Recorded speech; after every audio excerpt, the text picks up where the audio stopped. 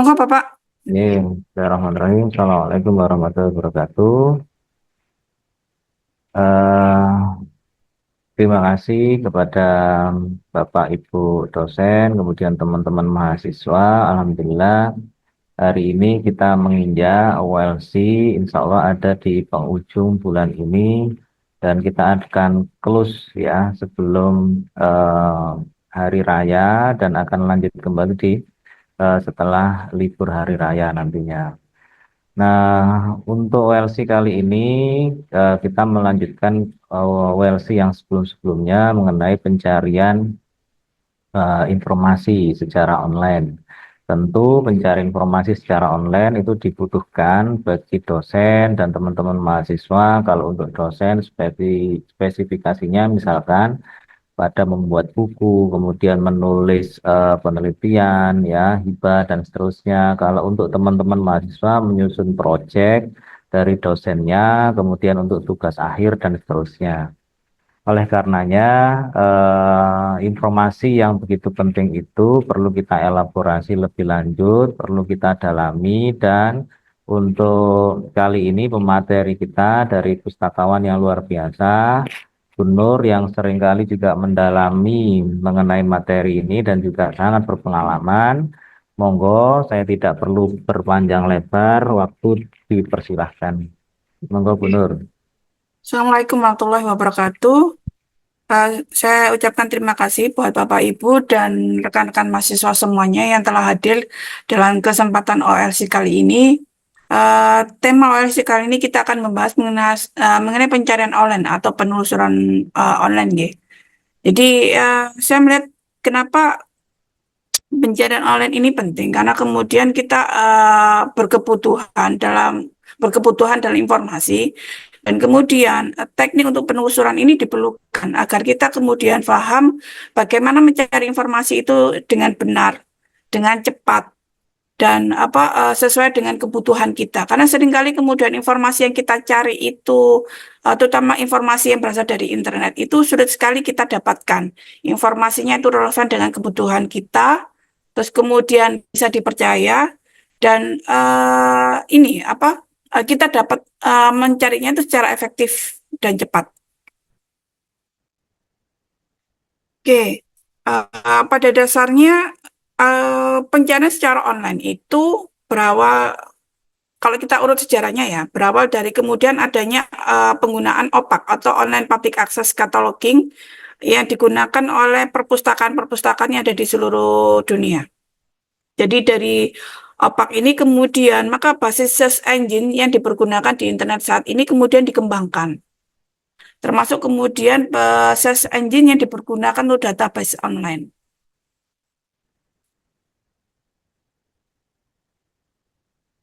Terus kemudian apa saja yang diperlukan atau yang harus diperhatikan dalam proses pencarian informasi ini? Yang pertama adalah keyword.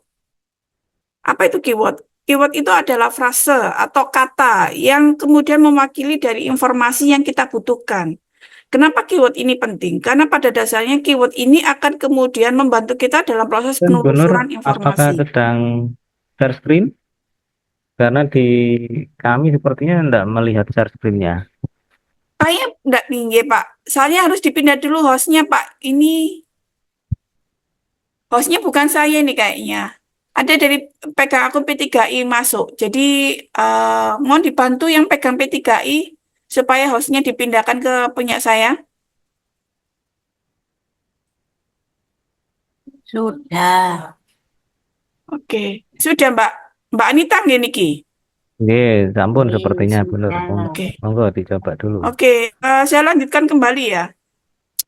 Jadi keyword ini dibutuhkan dalam proses untuk penelusuran informasi karena dari keyword ini kemudian kita bisa menelusur frasa ya yang dibutuhkan mencari informasi yang kita butuhkan. Yang kedua adalah tajuk subjek. Apa itu tajuk subjek? Tajuk subjek adalah istilah baku yang dipergunakan untuk melakukan proses penelusuran. Tajuk subjek ini pada dasarnya adalah istilah umum yang ada dipergunakan di perpustakaan yang kemudian berhubungan dengan subjek atau apa ya istilahnya. Kemudian yang mewakili, contohnya kemudian seperti manajemen kedokteran, itu termasuk tajuk subjek. Tajuk subjek ini kemudian bisa dipergunakan juga. Jadi selain keyword, tajuk subjek juga bisa dipergunakan dalam proses penelusuran informasi. Semakin Anda melakukan semakin spesifik, maka itu semakin bagus. Karena kemudian hasilnya akan lebih terkonsentrasi, hasil yang didapat kemudian juga lebih relevan dengan informasi yang akan kita butuhkan. Yang ketiga adalah thesaurus atau frasa yang disusun berdasarkan hubungan makna. Dalam hal ini, maka kemudian ada istilah sinonim dan antonim atau persamaan frasa atau yang berhubungan dengan frasa dari informasi yang kita butuhkan.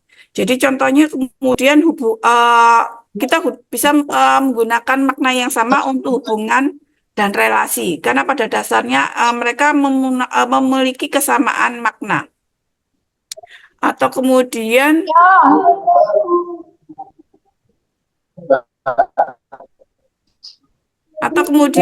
Hostnya siapa, untuk nggih? frasa, Hostnya siapa, Bu Nur? nggih? Hostnya siapa? Hostnya Bu Nur Hayati. Ini sudah pindah ke saya tak hostnya? Iya. Sampun. Monggo Bu, di share screen. Sampun? Sampun. Oke, terima kasih. Saya lanjut lagi. Kemudian kita akan mengenal sintak atau aturan atau yang menentukan bagaimana kemudian elemen itu dipakai untuk membentuk kalimat atau perintah dengan benar. Itu kita bisa mengenal istilah dengan nama operator boolean atau wildcard. Ada juga kemudian tanda kutip yang bisa kemudian kita pakai dalam proses penelusuran informasi. Fungsinya apa? Pada dasarnya fungsinya itu bisa untuk memperluas ataupun mempersempit dari istilah-istilah yang akan memperluas atau menyempitkan dari hasil penelusuran informasi itu sendiri. Dan yang kelima kemudian hal yang harus kita perhatikan dalam proses penelusuran informasi adalah mengenai strategi atau teknik dalam proses penelusuran informasi itu sendiri. Oke, next.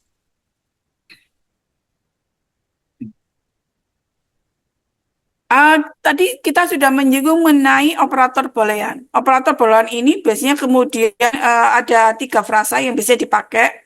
Ada penggunaan kata or, and, kemudian ada ada lambang minus gitu ya. Lambang minus itu biasanya untuk mengurangi atau mengecualikan dari hasil pencarian informasi. Contohnya seperti ini.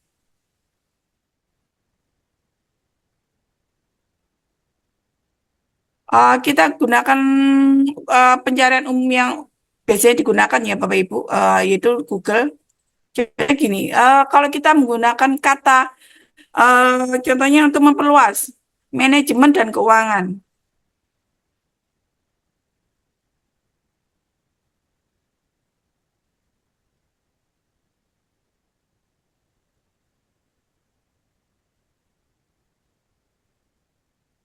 Maka kemudian akan memperluas hasil-hasil pencarian informasi itu yang memuat mengenai manajemen keuangan.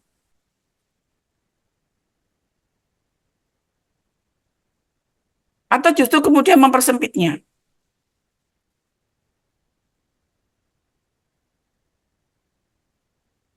Kalau kemudian kita tambahi, kalau kita kemudian ganti ini dengan kata or,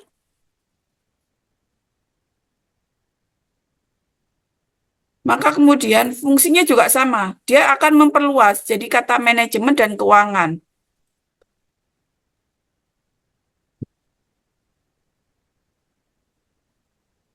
Di sini kemudian kita bisa lihat ada kata Masalah manajemen tadi. keuangan, Ya. ada kemudian akuntansi keuangan, akuntansi manajemen. Jadi di sini fungsinya apa? Fungsinya adalah untuk memperluas hasil dari pencarian informasi itu sendiri. Bagaimana kemudian kalau ini kita manajemen dan kemudian kita hapus kata pendidikan? Mungkin lebih efektif kalau diberikan di database ini sepertinya untuk manajemen yang minus dan untuk mengeksklud ini sebenarnya fungsinya. Biasanya kita kasih tanda titik atau dalam kurung. untuk mempersempit. Oke, lewat nggih.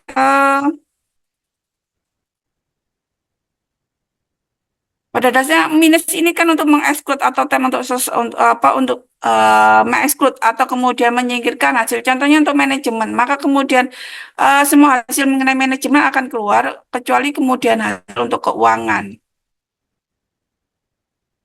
Terus kemudian penggunaan wildcard atau kemudian wildcard itu contohnya seperti kemudian tanda bintang atau tanda tanya. Itu kemudian fungsinya untuk mengganti. Contohnya manajemen. Kalau kita gunakan wildcard di sini, maka dia akan berubah fungsi.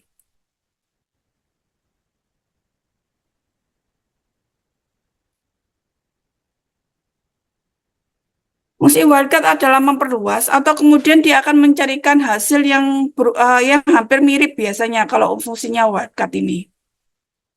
Contohnya kemudian fungsi untuk wildcard lainnya adalah tanda tanya di kata analisis. Jadi bisa jadi analisis atau ana dan isis. Tergantung sesuai dengan kebutuhan kita nanti kemudian kita bisa kemudian mencari sesuai dengan apa yang informasi yang kita perlukan di sini. Tapi pada dasarnya wildcard ini berfungsi untuk meluaskan hasil dari pencarian informasi yang kita butuhkan. Bagaimana kemudian kalau kita ingin mempersempit ruang gerak dari pencarian informasi, itu kita bisa menggunakan tanda kutip. Contohnya manajemen pendidikan. Kita beri tanda kutip di awal dan di akhir dari manajemen pendidikan itu sendiri. Maka semuanya yang keluar adalah artikel yang berkaitan dengan manajemen pendidikan. Contohnya seperti ini, Bapak Ibu dan rekan-rekan semua.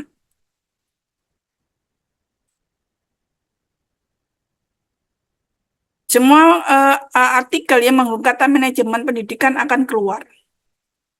Di luar itu, kita tidak akan menemukan. Jadi yang berkaitan dengan manajemen dan pendidikan. Tapi pada dasarnya lebih kan mempersempit hasil dari pencarian informasi itu sendiri. Jadi semua yang berkaitan dengan manajemen pendidikan akan keluar di artikel-artikel yang dibutuhkan. Termasuk di antara manajemen pendidikan Islam ya. Karena manajemen pendidikan di situ include di dalamnya. Sampai akhir tetap kita akan temukan semua artikel yang berkaitan dengan masalah manajemen pendidikan. Oke. Next. Jadi kemudian apalagi selain itu? Ada kata related atau yang kita kita ulas tadi yang berkaitan dengan masalah sinonim ataupun antonim, yaitu kemudian semua frasa-frasa yang berkaitan yang kemudian sama itu akan keluar.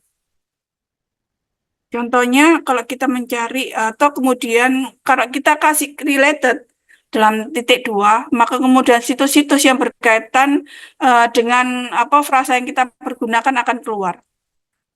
Contohnya seperti ini.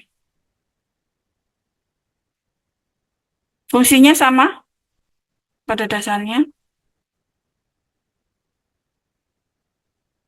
Di sini membahas mengenai di sini kemudian semua situs yang keluar itu berkaitan dengan masalah manajemen pendidikan.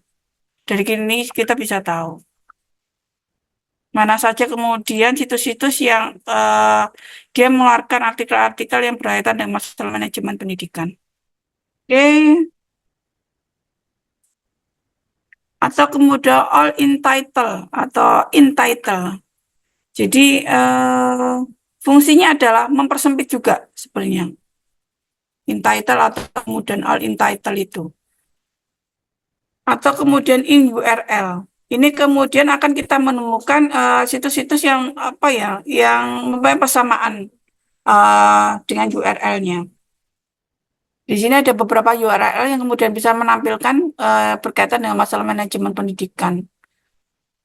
Contohnya, ini ada dari Sinta, ada dari Sosgate, ada kemudian dari Negeri Gorontalo. Dengan ini kita kemudian bisa mempersempit ruang gerak artikel-artikel yang kita butuhkan dengan ini ya, dengan website yang lebih spesifik.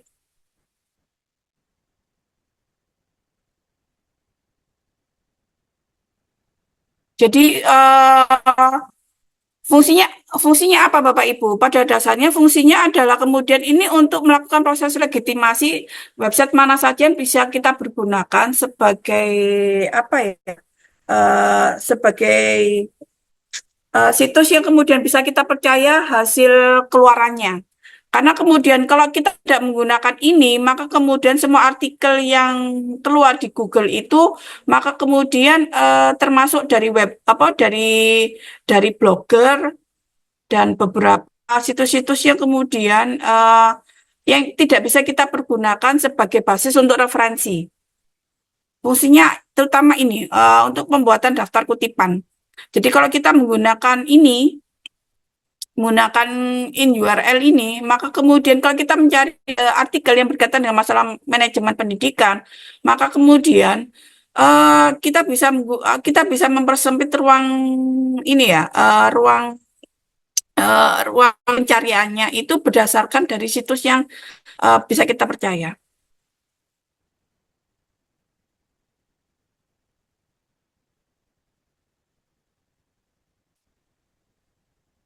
Di sini bisa kita lihat ada kemudian situs dari kampus, kemudian ada dari jurnal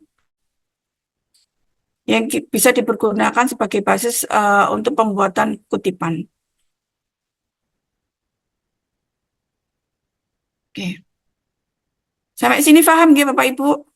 Oke, saya lanjut. Kemudian sama all-in URL itu pada basisnya kemudian juga sama, dia akan memuat semua web page yang berkaitan dengan masalah URL dari artikel yang kita tulis di dalamnya.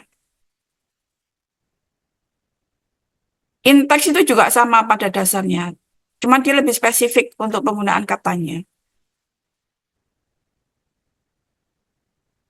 Lalu bagaimana kemudian seperti ada beberapa, contohnya kemudian ada Wither, ada Stocks, ada Map, ada Movie. Ini fungsinya kemudian untuk mencari tema-tema yang lebih spesifik. Jadi kalau kita ingin mencari apa yang berkaitan dengan masalah cuaca, maka cukup ketikkan Wither jadi untuk apa cuaca untuk lokasi tertentu. Kalau kita ingin mencari semua artikel yang berkaitan dengan masalah saham, maka kemudian cukup kita ketikkan kata stocks titik dua, maka kemudian semua artikel yang berkaitan dengan masalah saham bisa bisa muncul di situ. Ini bisa buku kalau stocks ini bisa digunakan oleh anak ini ya apa untuk anak-anak keuangan atau akuntansi ya. Ini bisa kita lihat ada stok. Kalau kita ketikkan stok titik dua, maka semua yang berkaitan dengan artikel berkaitan dengan masalah saham ada di sini semua.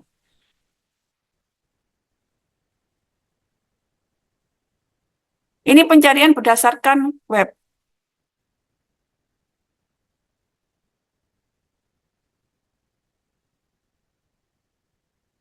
Sama seperti URL, maka ini juga berkaitan dengan apa? Berkaitan dengan website yang akan kita cari. Biasanya diperlukan memang dalam proses pencarian advance atau pencarian yang lebih spesifik lagi informasinya. Dan ini akan mempermudah kita dalam proses pencarian informasi secara cepat. Dan apa informasi yang kita butuhkan menjadi lebih relevan juga.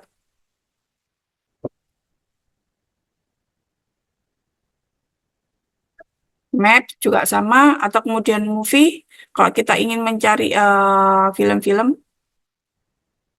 tinggal kemudian kita ketikkan stok. Contohnya kemudian kita mencari stok saham yang berkaitan dengan masalah apa? Dengan masalah blockchain. Ini keluar berkaitan dengan masalah blockchain. Jadi blockchain stocks bisa kita cari di sini, lebih spesifik lagi. Sama dengan map study. Jadi kalau kita ingin melihat Sebenarnya kalau untuk pencarian advance, untuk map kan di Google sudah ada juga nih. Biasanya ada Google Maps, tapi kalau kita gunakan website secara umum seperti ini, maka kita juga bisa menggunakan Maps. Titik dua, contohnya Sidoarjo.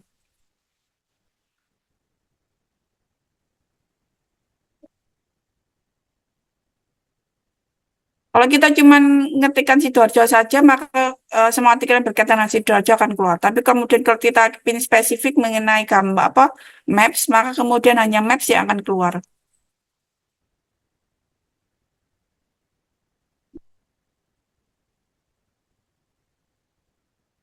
Ini sudah bisa digantikan dengan Google Maps ya, yang sudah terinstall biasanya di aplikasi-aplikasi HP terutama.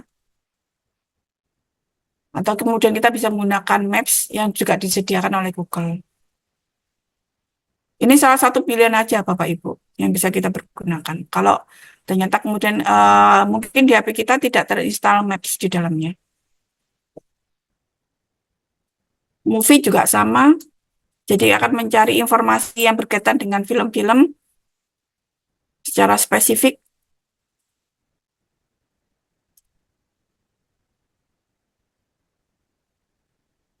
Yang kedua, ini adalah mengenai kita bicara mengenai mesin pencarian ya. Jadi pada dasarnya mesin pencarian itu dibagi menjadi beberapa tipe. Ada mesin pencarian secara umum, ada mesin pencarian database, kemudian juga ada mesin pencarian apa skripsi, terutama untuk karya tulis ya. Jadi ada kemudian juga mesin pencarian data. Kita mengenal lebih dulu mengenai search engine atau mesin pencarian umum. Umumnya kita bisa menggunakan Google, tapi pada dasarnya search engine yang ada di internet ini banyak sekali. Jadi ada Google, ada Bing, ada Yahoo, ada Yandex, ada Baidu. Google sendiri dikembangkan oleh Google, Google.com sendiri dikembangkan oleh Google, sedangkan Bing ini dikembangkan oleh Microsoft. Semuanya, pada dasarnya semuanya itu ada plus minus untuk masing-masing search engine, tergantung dari kebutuhan kita. Cuman yang paling umum dipergunakan itu adalah Google ya, yang banyak digunakan. Kalau Yandex ini dari Rusia, Baidu ini dari Cina, kemudian ada DuckDuckGo. DuckDuckGo ini hampir sama seperti Google juga, tapi kemudian dengan inskripsi yang lebih apa? Lebih ini ya lebih menjaga kerahasiaan. Jadi kemudian berbeda dengan Google yang akan kemudian menelusur hasil apa yang akan merekam hasil penelusuran kita, maka kalau kita menggunakan DuckDuckGo, maka kemudian hasil penelusuran kita akan di-keep sehingga orang lain tidak bisa menelusur apa yang kita cari kita menggunakan search engine ini. Ada plus minusnya untuk semua pencarian. Jadi kita gunakan aja sesuai kebutuhan. Di Google ini juga ada dua tipe. Jadi ada pencarian secara umum. Jadi kalau kita melakukan pencarian umum, kita memang cukup menggunakan Google ini, Bapak Ibu. Tapi kalau kemudian kita kalau berhubungan dengan ini, ya, dengan kebutuhan, maka sebaiknya jangan menggunakan Google.com, tapi gunakan Scholar Google.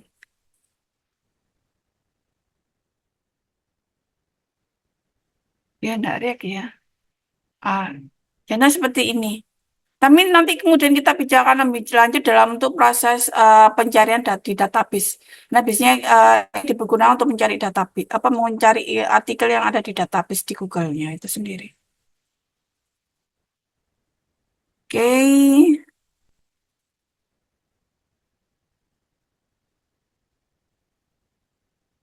Yang kedua adalah mesin pencarian data, mesin pencarian data ya. Di sini ada beberapa yang bisa digunakan, ada data search, research google.com. Bisa kita lihat satu persatu apa saja contohnya.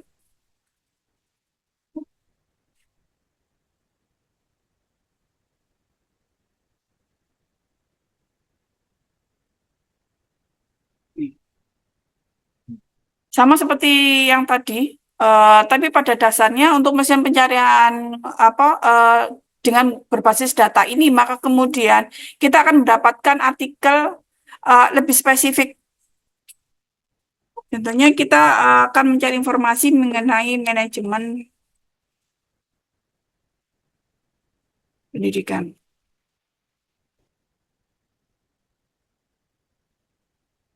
Di sini akan kemudian lebih spesifik hasilnya. Kita bisa menyeting berdasarkan apa ini mulai dari berapa, dari 3 tahun, dari 1 tahun, atau bahkan cuma 1 bulan yang lalu. Bisa di-set untuk pencarian cara advance-nya. Nanti hasilnya seperti ini, Bapak Ibu. Ada 38 dataset yang bisa ditemukan. Bisa kita buka satu persatu, contohnya seperti apa nanti.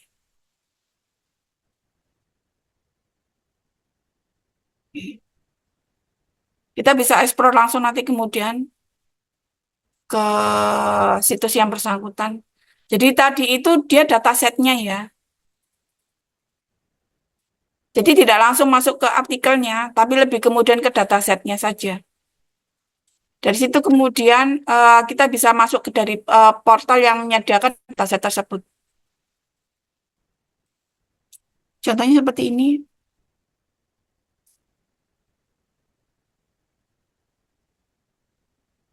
Ini juga diperlukan untuk membuat proses kutipan untuk dataset seperti ini. Jadi beberapa portal jurnal selain Datasource itu juga menyediakan.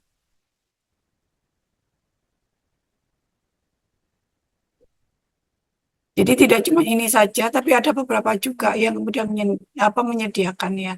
Cuman kalau kita menggunakan Datasource, hasilnya kemudian lebih kita lebih masuknya lebih spesifik gitu ya. Cuman kekurangannya itu tadi kita tidak bisa mencari artikel itu eh, dengan spek yang lebih luas, karena kemudian dia mencakup yang lebih spesifik kan. Karena dia juga dia lebih memuat ke data setnya, jadi bukan judul.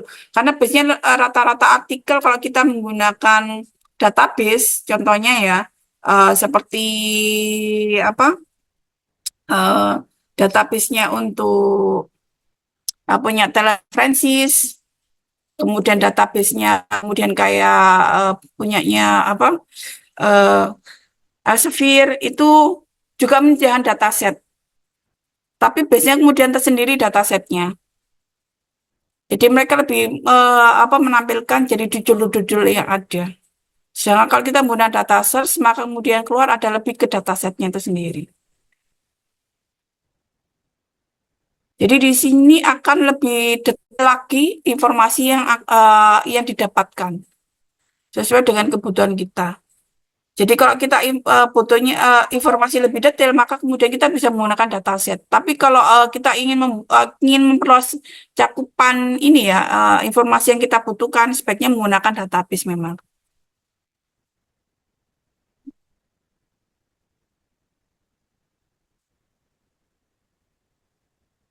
Oke, lanjut. Sama Mendeley juga menyediakan. Cuman Mendeley itu ada yang berbayar dan ada yang tidak.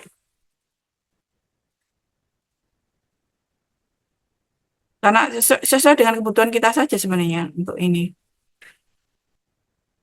Ada juga Grab Open Air ini lebih ke grafik. Jadi menyediakan grafik untuk data-data statistik. Kita bisa coba masuk. Bagaimana kalau kita menggunakan Grab Open Air ini.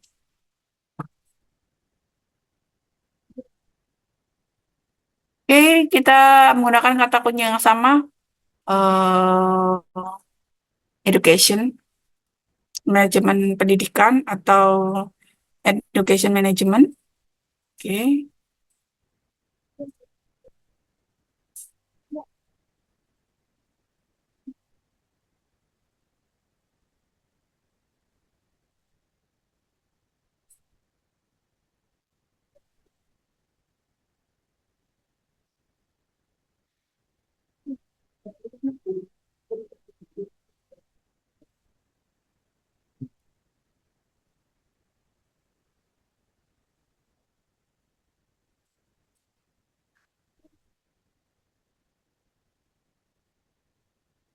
Seperti ini nanti kemudian datasetnya akan keluar Bapak Ibu.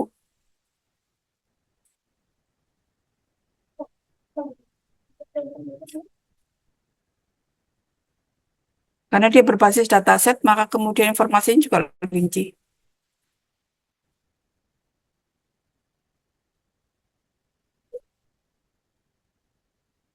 Dan dia spektrumnya untuk Grab ya, lebih ke data-data statistik sebenarnya yang akan keluar.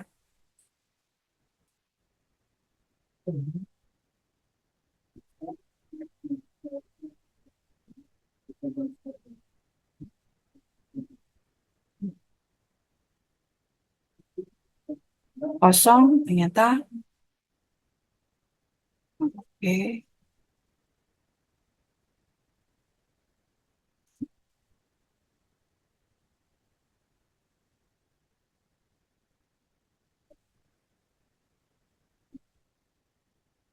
Dari produk.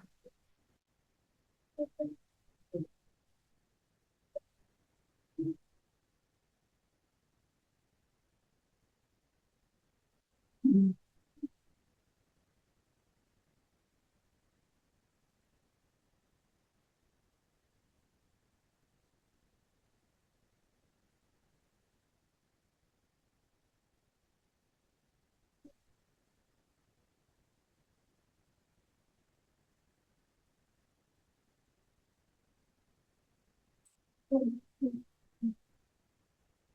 Nah, bisa lihat di sini sudah di apa ada citasinya sudah satu yang menggunakan dia dari 64 orang didownload oleh 62 orang.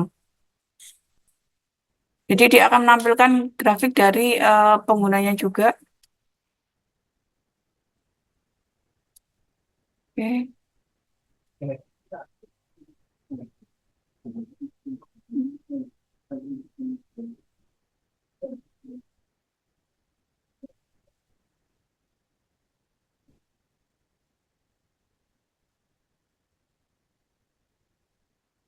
Ini bisa digunakan sebagai data pembanding.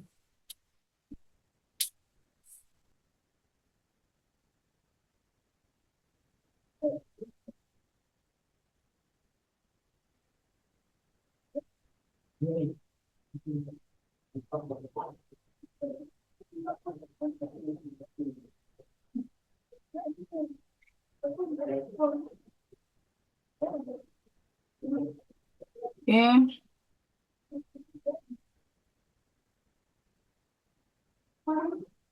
Coba kita akan mengusut mengenai wolfrahma.com.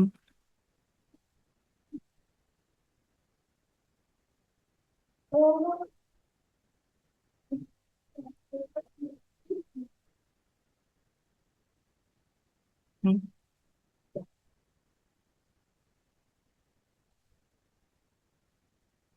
Oke, ini ada beberapa kemudian dibagi per subjeknya. Jadi mereka juga menyediakan berdasarkan subjeknya itu juga ada grafer, ada eksperimen, ada step, ada fisika, ada kimia.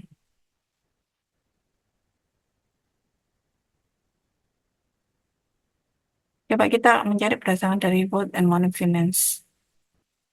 Ini kita bisa lihat mulai dari stok data, stok data ini, data saham, stok data, ada berkaitan dengan masalah pinjaman untuk perbankan, ada yang berkaitan dengan masalah ini currency, ada juga bonds.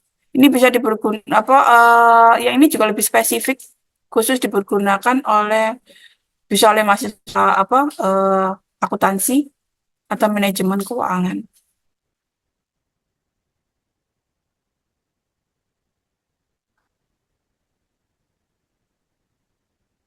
Jadi kita nanti bisa menggunakan sesuai dengan kebutuhan kita Bapak Ibu. Contohnya kemudian matematika dasar.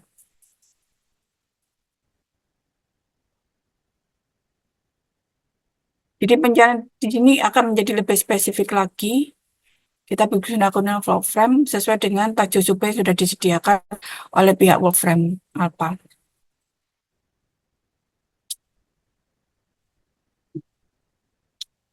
Bisa dibagi berdasarkan matematik, sains, teknologi, sosial, dan culture. Oke.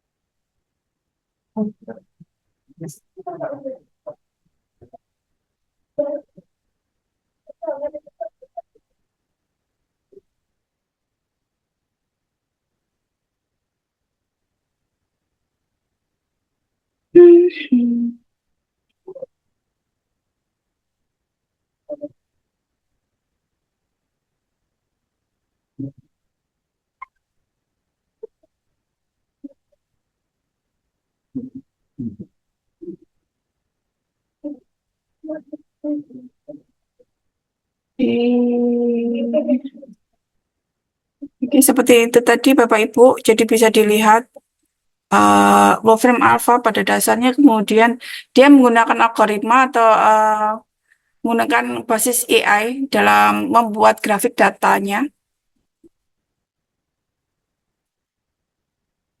untuk beberapa subjek apa tajuk subjek kemudian yang dipergunakan di sini.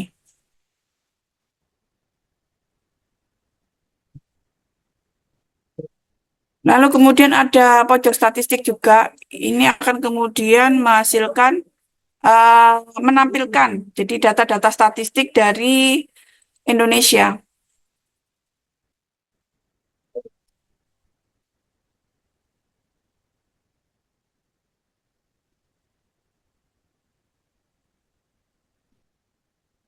Ada galeri infografis, ada galeri videografis, ada ruang literasi dan edukasi.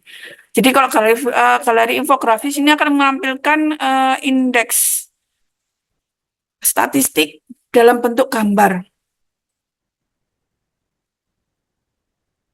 Seperti ini contohnya. Jadi ya ini artikel yang berkaitan dengan mengenai laju pertumbuhan apa produk domestik di Indonesia atau produk kotor tahun 2000 di Kota Salatiga terutama spesifiknya tahun 2019 sampai 2023.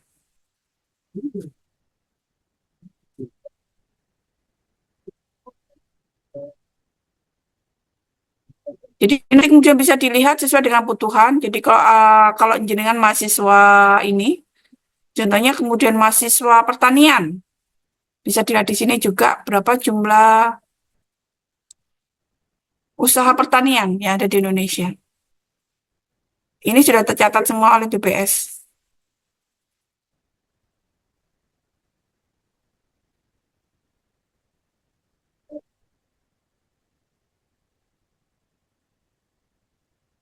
Oke.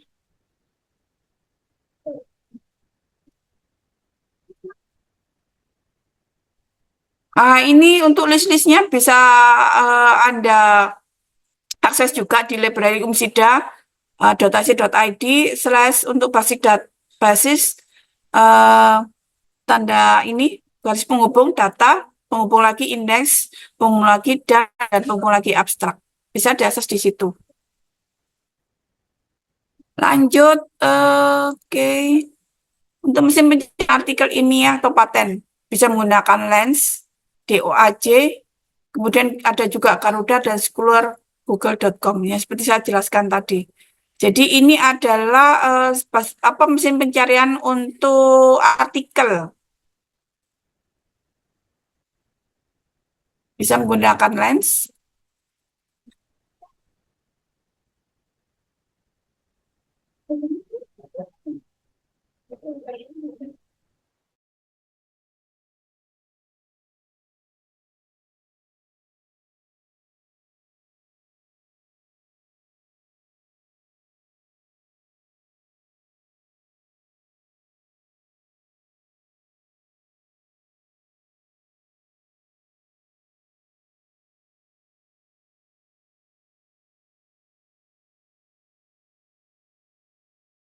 Sebelumnya jangan lupa, sorry tadi yang keluar karena saya belum pindah ke paten, maka kalau yang keluar akan berkaitan dengan masalah paten ya. Jadi kalau ini kita ketikkan di sistem pencariannya itu financial manajemennya di artikel ilmiah,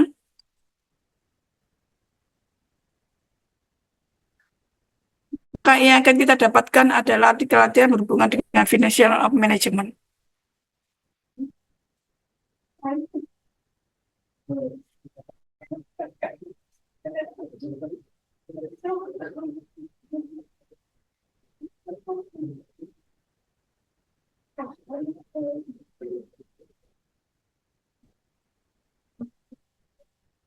Seperti ini tampilannya.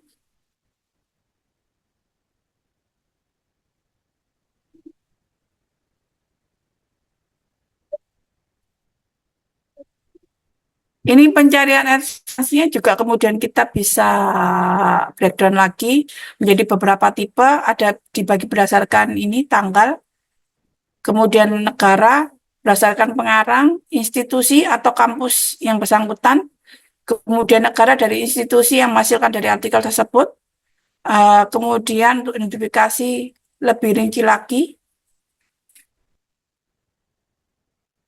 Jadi kalau indicator type-nya itu kemudian bisa dilihat dari berdasarkan DOI-nya, apakah kemudian juga bisa dari ini dia menggunakan PubMed atau tidak, atau Penalex. Jadi kalau kita pakai date range, bisa kemudian kita atur tanggal apa tahunnya. Contohnya kita mencari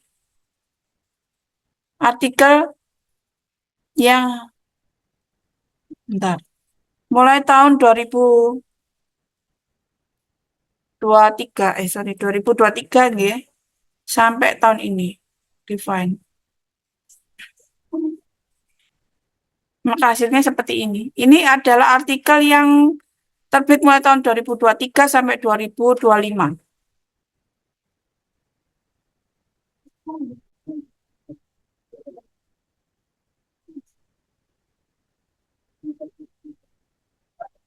Kalau kemudian kita breakdown out, kita sempit lagi pencariannya berdasarkan kemudian dari negara penghasilnya. Nah, kita persempit lagi pencariannya.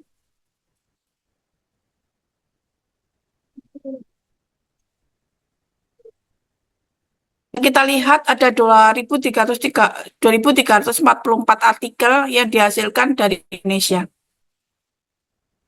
Paling banyak ini dari Universitas mana nih? Patriarta.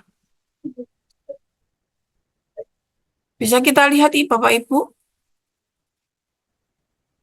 Dari Patriarta sendiri menghasilkan 86 artikel.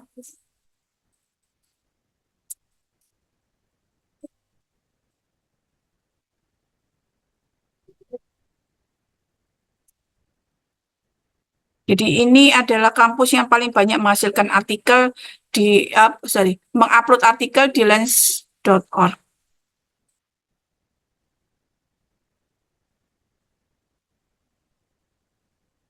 Kemudian kita juga bisa mempersempitnya lagi berdasarkan dari tipe dokumennya. Jadi kalau kita persempit cuman kita pakai artikel jurnal dan kemudian subjek matternya itu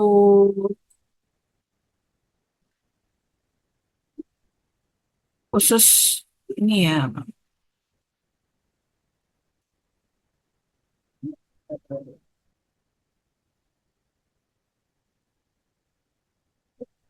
Ada medicine.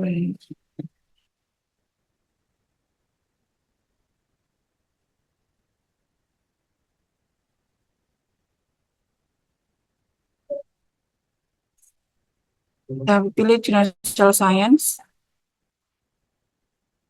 Oke. Memang satu. Jadi artikel yang berkaitan dengan subjek untuk social science.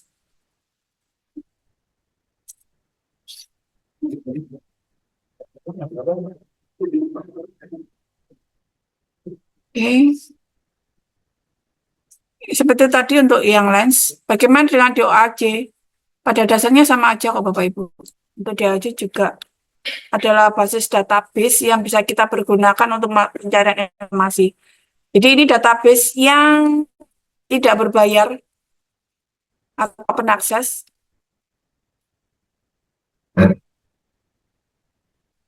Jadi kemudian kita tinggal mengetikkan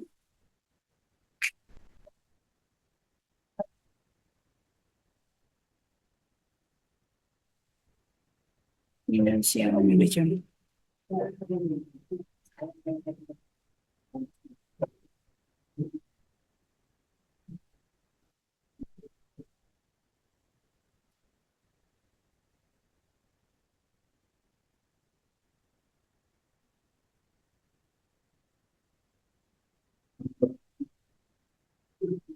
Ini kalau kita mencari berdasarkan jurnal, maka kemudian yang keluar adalah jurnalnya itu sendiri. Jadi bukan dari artikelnya, tapi jurnalnya.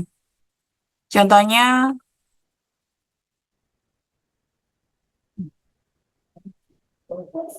Yamato International Journal of Tax and Accounting. Ada juga Journal of Client Centered Nursing Care. Ini kenapa dia kayak Journal of Client Centered Nursing Care mengeluarkan apa ini ya?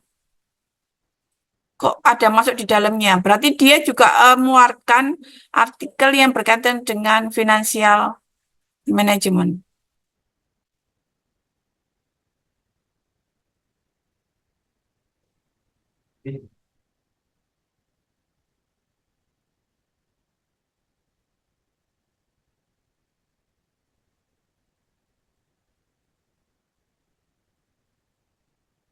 Tapi kalau kita mencari pencariannya berdasarkan artikel, maka hasilnya juga akan berbeda.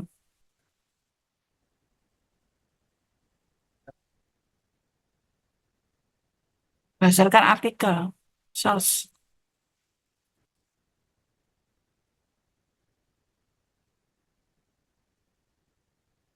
Oke, harus menggunakan kita spesifikkan lagi supaya hasilnya juga lebih spesifik. Kita klik di benar-benar social science, culture, sebenarnya education, fine art, hidden works, geography, history, language, and language literature. Ada law, ada medicine, ada military science, ada musik.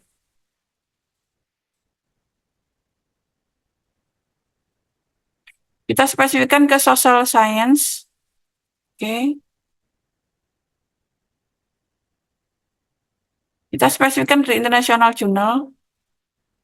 Ada 47 ternyata indeksis artikel yang termuat. Lebih spesifik lagi. Kemudian kita spesifikkan tahun 2024. Ada 20 artikel yang termuat di tahun 2024.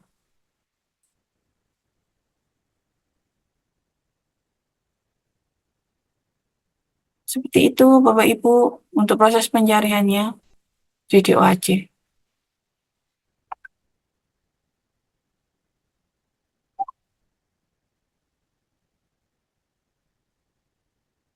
Jadi ini semua artikel berkaitan dengan financial management. Termasuk diantaranya cakupannya ada mengenai blockchain, ada analisis sekuritas di perusahaan. Jadi financial analysis sekuritas pada sebuah perusahaan di Vietnam. Kemudian ada ini mengenai fintech, termasuk juga blockchain teknologi. Jadi penggunaan blockchain untuk mediasi dalam menghindari efek dari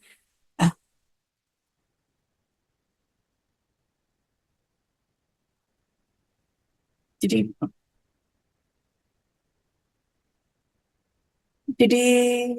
pembahasan mengenai ini efek jadi penggunaan literasi informasi yang berkaitan dengan masa blockchain teknologi untuk menghindari financial risk ya atau resiko finansial, terutama di para profesional di Ghana.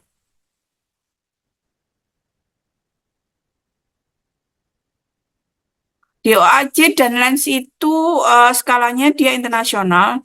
Jadi semua artikel dari seluruh dunia itu kemudian bisa dimasukkan di situ. Bagaimana kalau dengan di Indonesia, database apa yang biasanya kemudian kita pergunakan? Kita bisa mempergunakan Garuda Kemdikbud. Jadi ini adalah database pencarian informasi yang dibuat oleh pemerintah kita.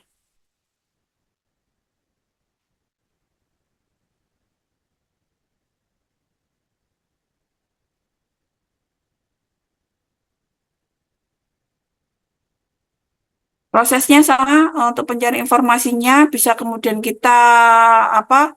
Kita masuk di tajuk subjek yang sudah disediakan.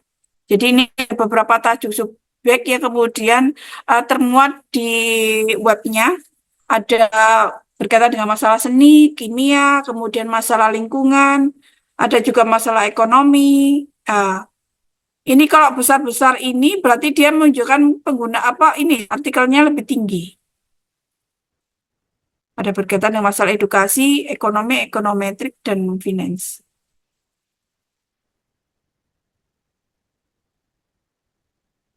Lebih advance, jadi di situ kita bisa melihat mana saja apa ya berdasarkan algoritmanya. Jadi kemudian tulisannya diperbesar.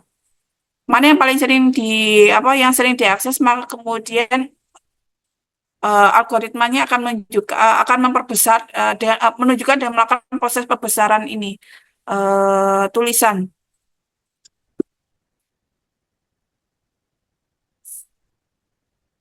Di dataset juga penggunaannya sama. Jadi biasanya kemudian kalau apa tajuk subjeknya untuk artikel-artikel yang sering diakses, maka kemudian biasanya kalau kita menggunakan bibliometrika, jadi kalau kita membuat dataset dengan menggunakan bibliometrika, maka kemudian tajuk-tajuk subjek yang kemudian yang paling banyak diakses, kemudian paling banyak menghasilkan artikel, maka kemudian biasanya tampilannya itu eh, hurufnya lebih besar dibandingkan untuk yang lainnya. Di sini kita bisa melihat ada beberapa artikel berkaitan dengan masalah econometric and finance.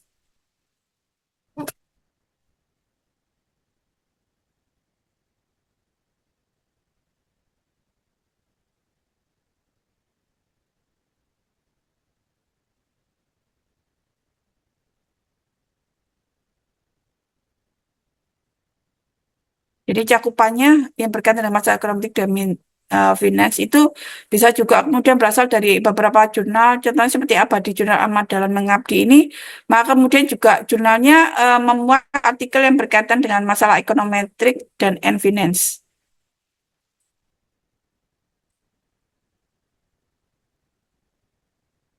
Atau kemudian kalau kita mencari jurnal yang berkaitan dengan masalah ini ya matematika,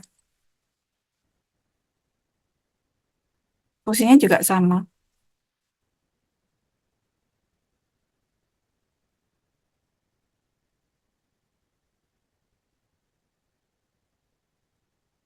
Ini ada beberapa jurnal yang berkaitan dengan masalah matematika.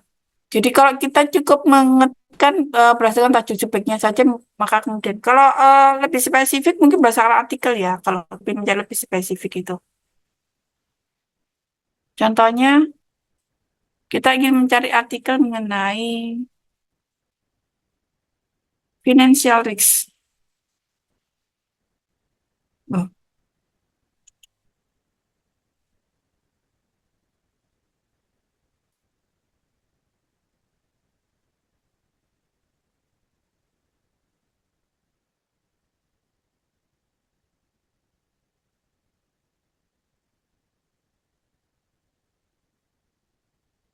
mohon maaf agak lama nggih.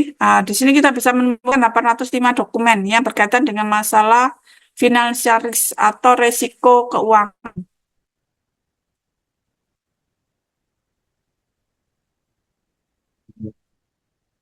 Kita tinggal kemudian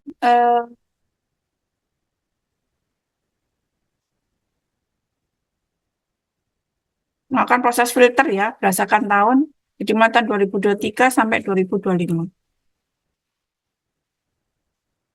Kita riset tinggal 461 dokumen.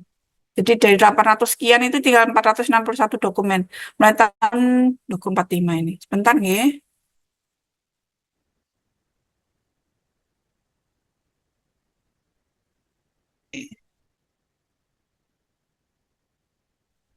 2023.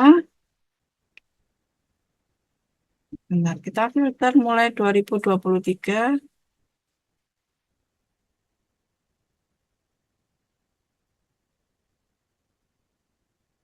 Hmm. Nah, 2023 sampai 2024. Riset. Oh, astagfirullahaladzim. Sorry, sorry, sorry.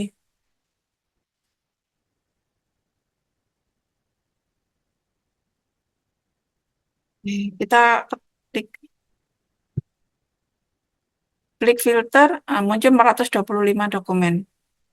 Jadi di sini kita bisa lihat ada 425 dokumen berkaitan dengan masalah risiko keuangan mulai tahun 2023 sampai tahun 2024. Cukup banyak ya ternyata hasilnya.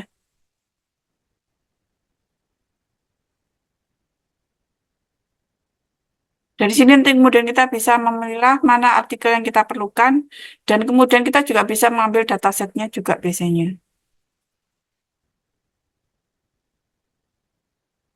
Tinggal kita masukkan ke Mendeley nanti. Biasanya include nanti termasuk juga kalau kita menggunakan ini ya terutama lens ya, bukan DOAJ tapi lens ini kita bisa mencari,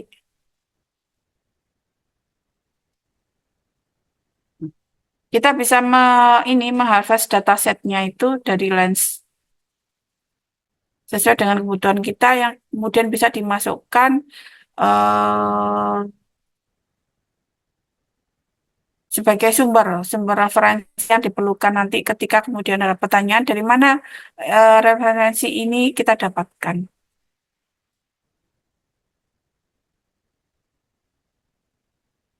Lebih lengkapnya bisa dilihat di ini. Seperti tadi, library.universitas.ac.id. Jadi ini adalah website kita Bapak Ibu. Monggo jadi kemudian Anda yang membutuhkan basis data secara lengkap, bisa kemudian mengakses di library.unsida.ac.id. Nah, kemudian ada lagi juga mesin pencarian skripsi atau disertasi. Kalau yang Lens, terus kemudian Garuda dan lain itu kan pencarian artikel jurnal, gitu. Tapi kalau yang untuk skripsi, disertasi dan maupun tesis itu kita bisa masuk di sini. Di luar itu kita bisa pakai UE tadi atau tesis kons yang biasanya dipergunakan. Tapi kalau di Indonesia kita bisa menggunakan Rama. Jadi kalau Sinta itu khusus untuk artikel jurnal, maka Rama itu untuk tesis.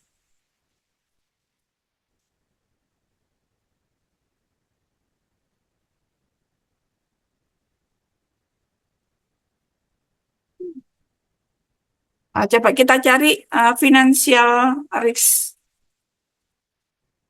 Jadi mana saja tesis atau disertasi yang berkaitan dengan masalah financial risk. Ternyata ada 118 result.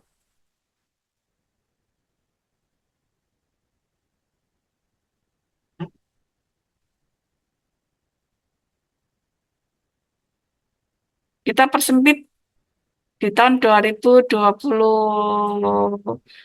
eh, 2024 itu ada 15 artikel, 2025 itu ada 3 artikel. Jadi nanti kita bisa lihat, bisa cari berdasarkan kebutuhan. Ternyata semuanya lebih lebih enak kalau di sini.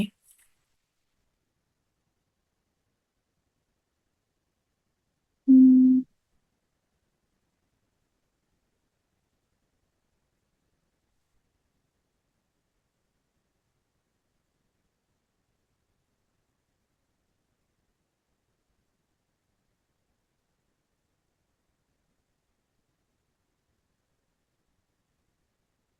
Nah, ini tesis yang dikeluar apa yang dihasilkan oleh Janyu. Ini tesis ya, jadi bukan disertasi. Di situ kemudian bisa kita lihat apakah ini tesis atau disertasi karena ada keterangannya untuk masing-masing tesis dan disertasi yang ada.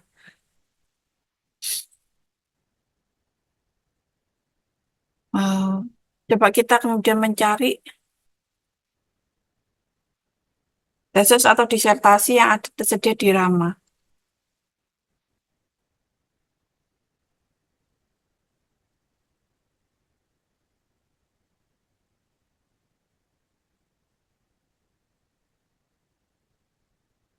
Oke.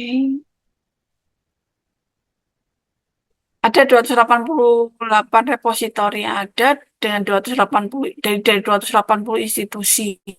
Jadi ternyata repositori yang ada itu lebih banyak dari jumlah institusi yang ada ya. Berarti mungkin ada beberapa institusi yang lebih dari satu untuk repositorinya.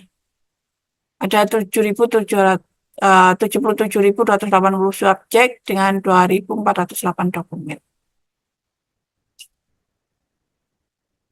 Yang paling banyak menampilkan ini ya, mengupload tesis dan disertasinya di Rama ini kita bisa lihat dengan pertama ada UP, kemudian kedua ITB, yang ketiga UNER, kemudian lanjut UGM dan UPI atau Universitas Pendidikan Indonesia.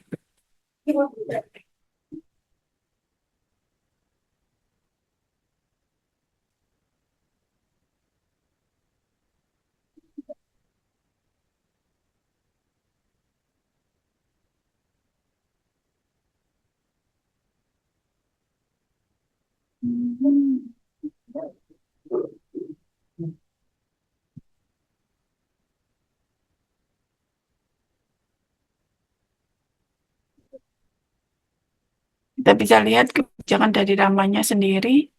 Jadi ada materi untuk pendaftaran buat Bapak Ibu yang kemudian ingin menampilkan tesisnya ya di Rama.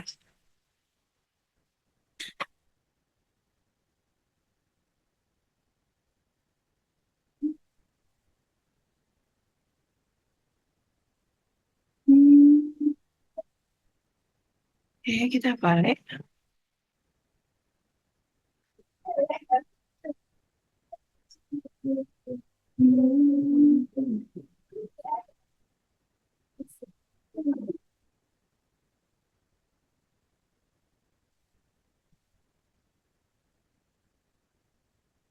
Kemudian ada lagi juga mesin pencarian untuk forum atau diskusi. Jadi kalau kita ingin masuk gitu, kita bisa masuk dengan menggunakan Google, tinggal kemudian memasang add-on untuk discussion button, atau kemudian kita menggunakan in URL, kemudian kasih titik dua forum atau tanda slash untuk feed through atau short thread atau view topic atau short topic.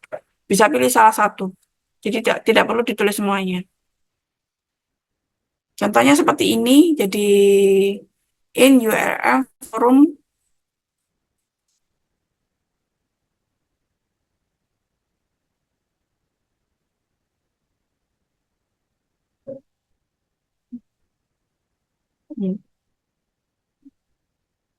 Ini ada beberapa forum yang bisa kita masuki, ada Kaskus pertama, kemudian ada forum RJI, Relawan Jurnal Indonesia, ada forum Pendidikan Tinggi Vokasi Indonesia, forum diskusi, dan lain.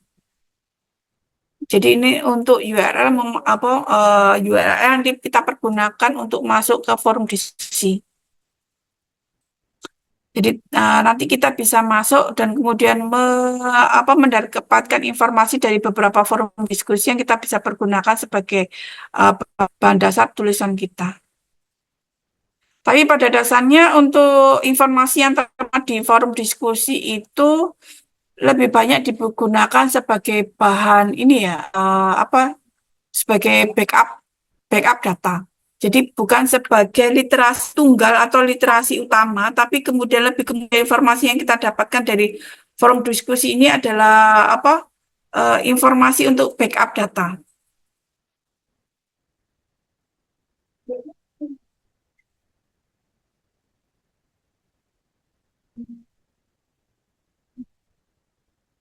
Sedangkan penggunaan AI untuk pencarian informasi itu bisa kita pergunakan banyak. Ada kemudian ada Bard Google, ada Bing Chat, ada kemudian termasuk diantaranya adalah GPT. Tapi biasanya GPT adalah ini ya, bukan mesin pencarian ya kalau GPT itu ya. Lebih kemudian dia mesin apa ya? ChatGPT itu lebih kemudian melakukan proses kompilasi bahasa kalau ChatGPT itu membantu kita untuk mendapatkan data eh apa ya? Jadi bukan untuk mendapatkan pencarian informasi, tapi lebih kemudian membantu kita untuk apa mendapatkan eh, mengolah bahasa juga, termasuk diantaranya Perplexity itu kan juga untuk mengolah bahasa tak juga kan. Tapi ChatGPT juga bisa kita pergunakan tidak untuk utamanya bukan untuk pencarian data, tapi lebih kemudian ChatGPT itu membantu kita dalam mengolah data, sorry. Jadi bukan untuk melakukan pencarian data, tapi melakukan pengolahan data kalau ChatGPT itu. Jadi kalau kita melakukan pencarian dengan menggunakan bantuan AI, bisa menggunakan Perplexity, AI, kemudian ada Bard Google, ada bing.com/chat, kemudian ada space.com, ada it.ai. .ai. Kita bisa lihat satu persatu juga.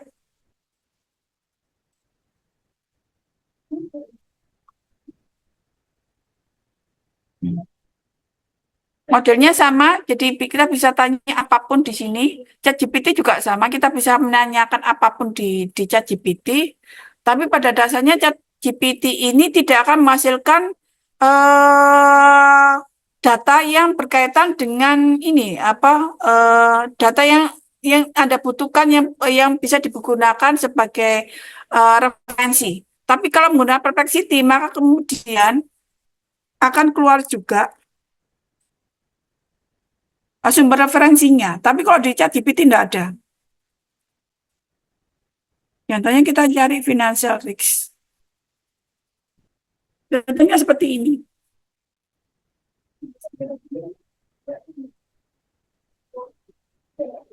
Kita bisa mendapatkan informasi yang berkaitan dengan masalah definisi dari financial risk, termasuk juga apa saja yang berkaitan dengan resiko keuangan. Jadi tipe-tipe resiko keuangan itu meliputi apa saja. Di Perplexity akan menjawab kebutuhan kita beserta dengan sumber info ini, sumber referensinya. Berbeda dengan ChatGPT. Kalau di ChatGPT ini tidak akan keluar sumber informasinya. Kalau di ChatGPT ChatGPT cuma fungsinya membantu kita untuk mengolah data. Jadi sebelumnya sumber referensinya sudah harus ada. Dengan menggunakan sumber referensi yang sudah kita punya, maka kemudian kita bisa lebih mengolah data-data yang ada itu sesuai dengan bahasa kita. Jadi lebih membantu saja sih kok ChatGPT. Dan kalau pakai Perplexity, maka kemudian lebih enak lagi karena dia bisa menjawab dari pertanyaan kita, mencari berdasarkan dengan kebutuhan kita beserta dengan sumber informasinya.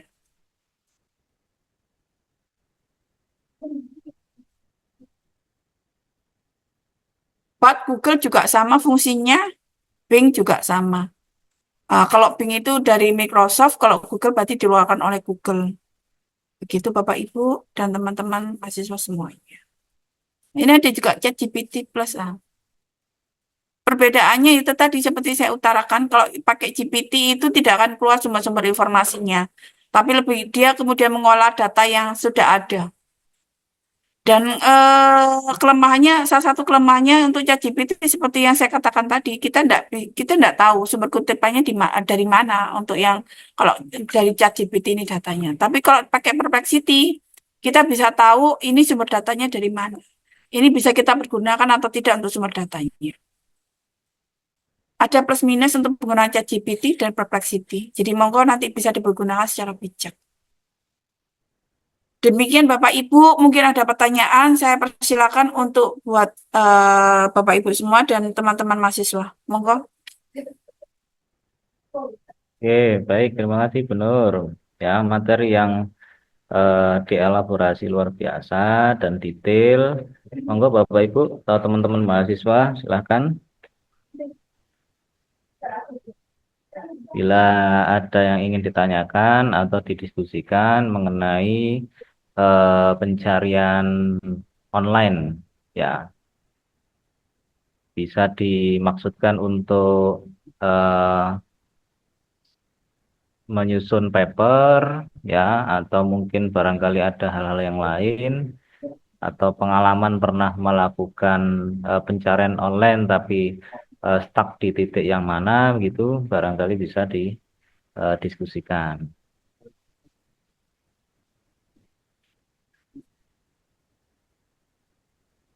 Mbak Bilkis, monggo bisa dibantu untuk menyebarkan hasil ini apa? eh apa? Sorry, Presensi. presensi. Presensi hari ini monggo bisa di-sharekan sembari buat teman-teman mahasiswa silakan bertanya. Mungkin ada yang tidak paham dengan apa yang eh, saya jelaskan dari tadi.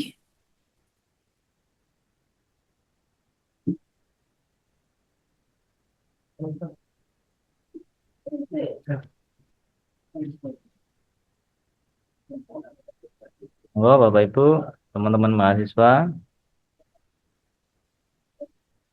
mungkin karena waktunya puasa ya, bila mungkin 30 detik sampai 1 menit lah, bila tidak ada yang ditanyakan, bisa kita closing nggih, bener nggih, karena sedang puasa. Nggih, Barangkali ada aktivitas yang lain. monggo. Jam kritis saya paham juga. Nggih. Sudah di-share untuk presensinya, Mbak Bilkis atau Mbak Anita? Yang tolong dibantu. Sudah, Mbak. Oh, sudah. Oke.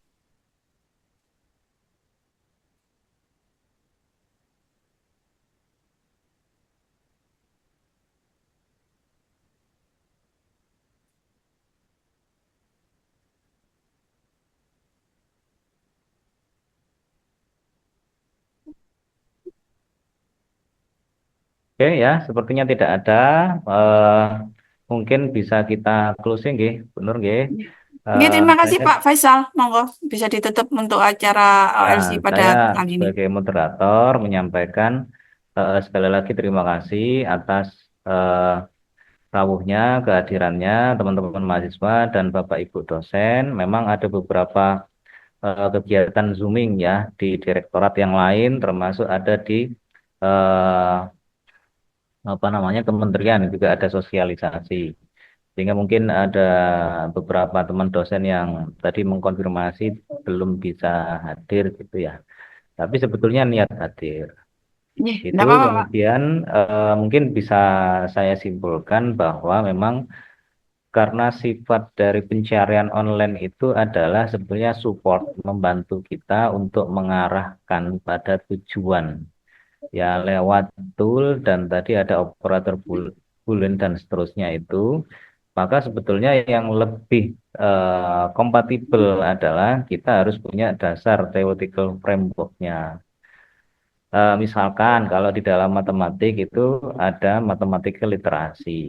Kita kalau hanya kenal satu istilah padahal substansinya sama, ya kita harus tahu istilah lain. Atau kalau dalam teori psikologi itu kita fokusnya pada substansinya, bukan pada simboliknya gitu. Maka ada beberapa yang dalam pencarian informasi itu terhambat pada istilah-istilah yang secara simbolik gitu.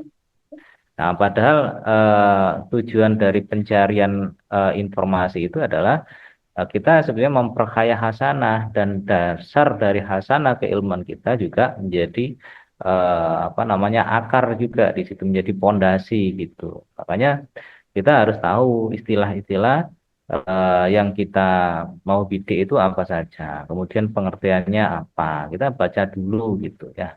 Baru nanti kita bisa menggunakan seperti yang disampaikan oleh Bu Nur tadi, ada tanda petik, kemudian kapan menggunakan and, kapan menggunakan or, dan seterusnya. Itu nanti akan semakin menyempurnakan, semakin mengkerucutkan gitu ya, atau semakin menggeneralisasi kalau tahapan akhir dalam suatu proses berpikir itu kan generate ya, atau sintesis. Kita bisa mensintesis, mengevaluasi, oh kurangnya di sini dan seterusnya, oh kemampuan kita di sini gitu ya.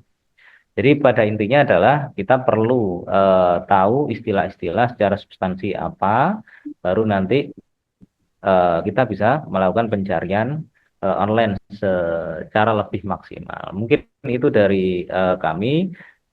Terima kasih Bapak Ibu, teman-teman. Bu Nur mungkin ada yang ingin disampaikan kembali, monggo.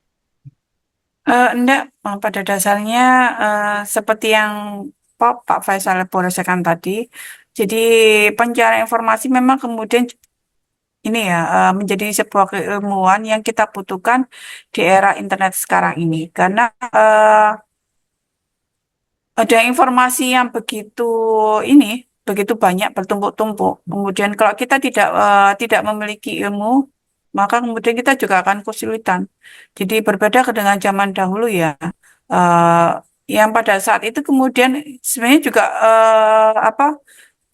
dengan bantuan dari pustakawan, maka kemudian proses pencarian informasi itu juga sudah ada sebenarnya mulai sejak zaman ini ya, sejak zaman dahulu, mulai dari zaman Yunani kuno, kemudian zaman keemasan Islam sampai Renaissance dan saat ini eh, ilmu mengenai pencarian informasi itu sebenarnya sudah ada karena informasi itu kan juga dibutuhkan oleh manusia.